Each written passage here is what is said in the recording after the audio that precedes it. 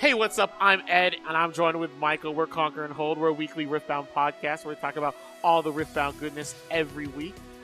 We also stream every 6:30 at the People's Card Shop. Come check out our Nexus nights. We do live commentary. Michael, what's today's episode about? Spiritforged is coming out, and it's a lot of fun, but product is scarce. And chances are you're just going to be able to get a hold of a Precon for now while you wait for more shipments to get in. So today we're going to talk about how you can upgrade those Precons with Origins cards. That way you can have a competitive deck taken to your Nexus nights. Yep, and the two legends that are the structure decks are going to be Fiora, which is going to be a body and order color, and then it is going to be Rumble, which is going to be a Fury and Mind. Both of these are really popular legends, and we're going to teach you how to upgrade the structure decks with set 1 cards, just in case you don't have set 2 cards. I think when I'm buying, I'm definitely going to go to Fiora. I think Fiora is a lot stronger than Rumble, so we're going to start off with her first. But if you like red, Rumble is also a good choice. Here is the Fiora deck that you will be getting right out of the box. It's not that bad, but there are a lot of units that you could do without. You could take out the Poro, the Sacred Shears. You can take out one or even both of those orange Fioras because they are kind of situational. You can take out the Duelist, which is that 4-drop, that's yellow. You can take out the Legion Guard and the big drop, which is the Fish. Fiora is all about making her units mighty and buffing them from 4 to 5. That way she can, get them out there fast.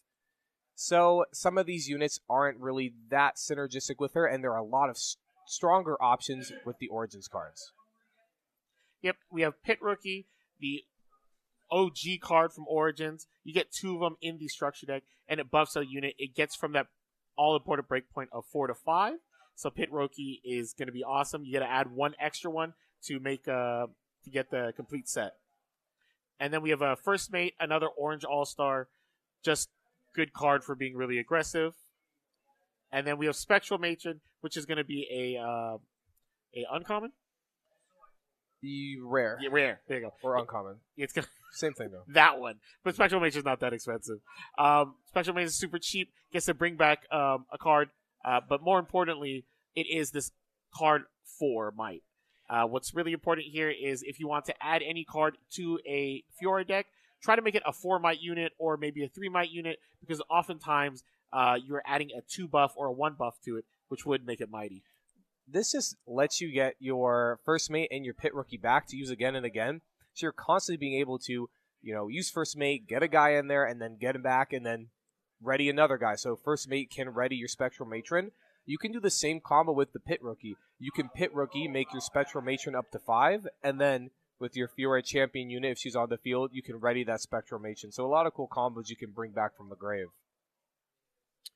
Speaking of 4 Might units, there is a bunch of them that are really good lying around. Kiana, super strong. You can also have Fiora as well. I like Fiora more than Kiana in this build just because once she gets there, she has 3 really crazy keywords. Set, he's able to make himself mighty, so without any help from another card, he just mighties himself. The cool thing about Set is that he can spend the buff, and then he can, on the following turn, not be mighty. Goes back to 4, and then you can re-mighty him again. And if you just have a random Deadbloom Predator, it's probably not synergistic with the deck, but you can just throw one in just because it's a strong card, and if you're just having your Precon, might as well just put one little random Predator in there. And if Fiora always ramps, you know what I mean? So you have a chance of summoning Deadbloom Predator. And then the awesome thing about just making things mighty is, in set 2, you make things mighty with weapons. But in set 1, we have awesome buffs like Call to Glory, being able to basically play for free by tributing a buff. It has a lot of synergy with stuff like Set, giving +3, and Primal Strength. It literally can make any unit mighty, so that's a great addition. Something I really want to know, and I hope in the comments, if you know, tell us. We're going to be asking around. If you take the buff with Call to Glory and the minion goes back down to 4, and it's buffed with Call to Glory, does it get re-mighty and you can ready it again with Fiora? That's an interesting kind of ruling situation. I think probably not, but I feel like there's an opportunity. If a judge tells me it could happen, I'm like, I believe you, I think it could go either way. You have to have removal. You have the Death Boom Predator for removal, but you also have Challenge. Challenge lets, two people fight. And if you are lucky enough to still have baited hooks, they were a little bit cheap, but now they're expensive. Baited hook works so well with Fiora. You're able to kill your units and summon bigger units from the deck. This is so synergistic with the weapons, though, because any weapon you put on a creature basically means you can summon anything from your deck. And if you are going the baited hook route, then you can play Harness Dragon, because any unit attached with the BF sword goes up to 5 for the most part. Any 2 might guy, there's no one less than 2 in your deck. And then you can summon him off of the baited hook. Yep. Trading like a 2 might guy into a 6 might that kills a card is really, really, really insane. I think even if you have like 1 baited hook, yeah, it's worth it, honestly. Just put the 1 in. You don't even have to run the Harness Dragon. You have a random baited hook lying around. Just like throw it in your precon. You have weapons. It's cool. You can see how it works. And if you like this style of Fiora, then you can invest in into it. You know? Yeah, exactly. Then you have classic side deck cards, Unyielding Spirit, Salvage in order to kill gears and draw a card. You have Sabotage to check your opponent's hand. And we need a little bit more removal. You have Cull to weak and Hidden Blade. I would prefer to go Hidden Blade just because you can use it on your own minions to draw cards. Cull the Weak is cool because if you have no people on the field, you're able to just snipe something for free. But your opponent does also get the pick, so it's like super situational. So I think Hidden Blade is just the better choice. And then this is the list that topped one of the recent regionals. This is a baited hook list. It uses a lot of cards from set 1, like Harness Dragon, baited hook, set, and it kind of like plays into this whole make summon a big creature and kind of protect it, because we have Riposte and just all these kind of punch first, death grip, call to glory as like protection, as like making them really big. And honestly, if you get the precon, you could like make this deck. You're just missing the 2-drop, the merchant that gets the gold token, and you're missing an action. Yeah. And is that it? Oh, and Death Grip. I think those are the only 3 cards you're missing out of the precon. You can straight up make this deck. So if you're a Fiora fan, you're in luck. You got a couple beta hooks. You can probably make this deck. And then here's the next deck. It's going to be a Rumble deck. This is going to be the Rumble structure. So basically what Rumble wants to do is summon a bunch of mechs, and Rumble's ability of being able to give mechs +1 shield basically lets you use your early aggression and then hold the mechs and try to win like that. There's a lot of good removal spells in blue and red, and combine that with, awesome mech synergies, and we got a nice deck going on. When you're picking which precon you want, Fiora is very invested in 1 or 2 minions, buffing them up.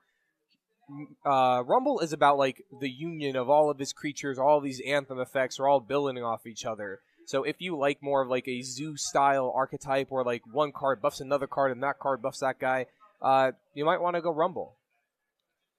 Rumble's champion ability synergizes with what I just said. All of your mechs have shield, so while they're at a battlefield, they get +1 while they're defending. If you are trying to upgrade the precon, you just kind of have to look at all of the really strong red creatures in the deck. There's not really anything that hurts to take out. I'll leave all the mechs in for sure, but Frigid Touch, Wages of Pain, the Poro, you can take them out. They're really good cards, but they don't necessarily need to be in the deck. So if you want to take one out to slot in one of your favorite Origins cards, you can. I would suggest Kaisa, Darius, Thousand-Tailed Watcher, and if you want a more fun synergistic thing, you could do Mecha Mech. He's just a big guy. Yeah, the cool thing about that Rumble deck is, just like you said, there's not an overlying real strategy to it besides just playing good minions on curve. So honestly, it's a lot of freeform deck building. You could find a lot of nice tech with it, and these are just some good cards that you can kind of fill the gaps in when you don't have the mech synergies. Yeah, and even though Kaisa, Darius, and Watcher aren't mechs, they're just so strong that's they're not getting the shield bonus. It's really not that big of a deal because they're so powerful. Noxus Hopeful is another card that fits that same mold. If you were able to play a mech and Noxus Hopeful in the same turn, 2-mana mech, Noxus Hopeful, you're really in the driver's seat in that mid-game turn when you have 4 mana. And then if you're missing out on some draw cards, maybe you want a little more early game because the mechs aren't just doing it for you. Because there's only maybe a couple 2-drop mechs. You can play something like Watchful Sentry and Lecturing Yordle with both draw you cards. And maybe you're kind of not down with the Plundering Poro because you just feel like you don't need the gold in your style of deck. You can switch them out for a Watchful or a Yordle. And then, if you're playing a mid-range deck, you want to be able to either ramp into big cards or protect them, and retreat does double duty on that. So it's a very, very strong deck and a very creature-centric deck. You need some quick battle tricks when you're creature-centric, so one cleave is probably really just a strong option.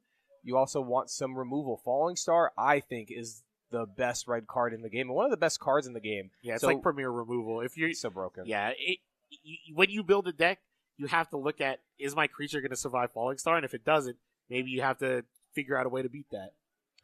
You can put Smokescreen in your deck because it's a cool battle trick. But if you have Falling Star, I would probably add more copies of Falling Star than Smokescreen. But maybe like a 2 Falling Star, 1 Smokescreen if you kind of really like the Smokescreen. Depends if you, as you're playing, if the power cost of 2 is too much for you.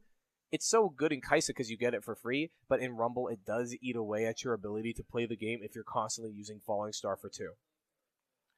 Then you have, there's 1 Singularity in the main, I would put 1 more in the side deck, and then the card that is warping the Spiritforged meta, Thunder Song. If you're a red deck, you can just shove this in your main deck. It's 6 mana, no recycle for 5 might, and that effect is so crazy. Your opponent can't play cards this turn.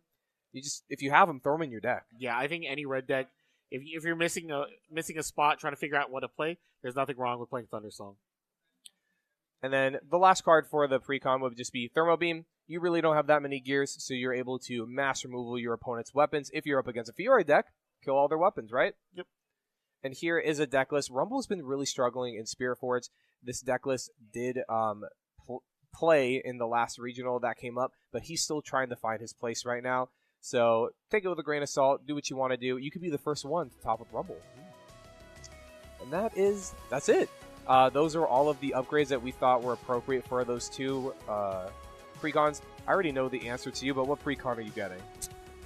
Probably none, but I like Fiora a lot. I really like those colors. I think, actually, looking at the Fiora Precon, you can make that topping Fiora deck with just a couple of cards. Yeah, so I already have Baited Hook, so I'm pretty excited about that. Yeah, you have Baited Hook, you have that deck. Okay. Which Precon are you getting, and what card did we not mention that you're going to definitely throw in your Precon from Origins? Till next time. Thanks.